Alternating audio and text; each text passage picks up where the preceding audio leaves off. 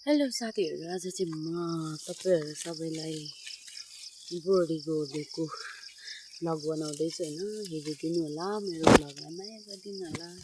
म चाहिँ अहिले यहाँ बोडीमा झाडु खाल्दैछु, देख्न सक्नुहुन्छ। बोडी चाहिँ एकदमै हरियो भइसकेको छ अनि अहिले म बोडीमा झाडु खाल्दैछु। अनि हेर्नुहोस् साथीहरू, गाउँमा यस्तै हो। गाउँमा चाहिँ कहिले काम सक्दैन, खाना पनि सक्दैन, काम पनि सक्दैन।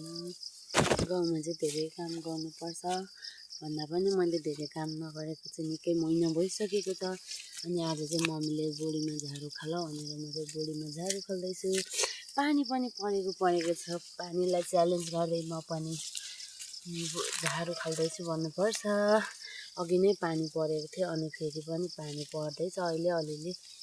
पानीलाई चाहिँ कति पर्नुपर्ने हो भन्ने कुरा चाहिँ मलाई पानी मौसम विभागसँग सोध्न पर्ने बेला भएको छ। अनि अहिले चाहिँ म बोडीको बिचमा बसेर पुरै होइन उखाल्दैछु झार चाहिँ। अनि यहाँ चाहिँ टमाटरको बिरुवा पनि रहेछ कि, यो चाहिँ मम्मीले रोप्नु भएकोलाई टमाटर चाहिँ हाम्रोमा टमाटरको बिरुवा राखेको थियो नि त। मम्मीले छेउछेउमा एउटा रोप्नु भएको रहेछ। अनि हाम्रो बाख्रा पनि कराइरहेको छ। बाख्रालाई चाहिँ मम्मीले घाँस झुन्ड्याइदिइसकेको छ र पनि कराइराखेको छ। त्यो बाख्रालाई चाहिँ के पुगेन थाहा छैन र पनि मे गर्दै कराइरहेको छ। अब यो असार महिनामा त पानी त पर्ने नै भयो साथीहरू, तर कति पर्ने भयो क्या, कति चाहिँ पर्या होला। अनि यो पानीसँग चाहिँ मलाई रिस उठिरहेको छ क्या। होइन, पर्नुपर्छ आवश्यकता परेको ठाउँमा, तर आवश्यकतै छैन त। पानी परेर बाटोहरू भत्केला जस्तो भएर कस्तो भइसकेको छ। कति ठाउँमा डुबान भइरहेको छ। यसलाई चाहिँ परे हुन्छ क्या यो लक्षणमा चाहिँ, तर पनि केही छैन।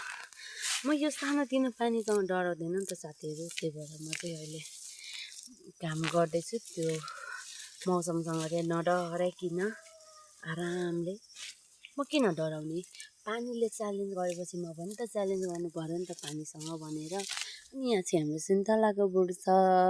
हाम्रो सुन्तलाको बोट चाहिँ यत्रो भइसकेको छ। अरू सुन्तला चाहिँ फल्दैछ, कुनैहरू चाहिँ सानै छ। अब यो सुन्तलाको बोटलाई पनि सफा त गरिदिनु पऱ्यो, यसलाई मल लगाइदिएको। यो झारले त मल सबै खान्छ नि त, सबै यही मलै मल भएको छ, यो झारै झार भएको छ।